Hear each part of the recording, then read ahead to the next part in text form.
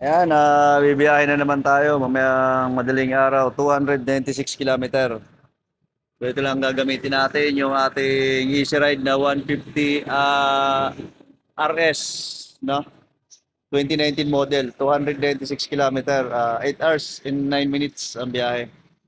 Ito, nakasabit tayo ating Philippine flag, yung representing Philippines.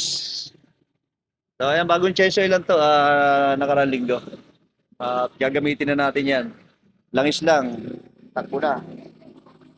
Laban na yan.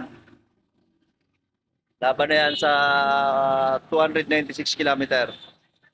Okay pa naman yung gulong natin. Goods pa. Tingnan natin yung gulong sa likod. Okay, laban pa rin tong gulong natin. May kita pa naman yung mga guwit-guwit. Ito ay mag-iwa 1 year na ngayong December 15. Maraming salamat sa Sapphire Tire. Ayan, magaling. At kay Israel Journey, siya nag-sponsor niya. Shoutout, Israel Journey. Biyahin natin ulit ito.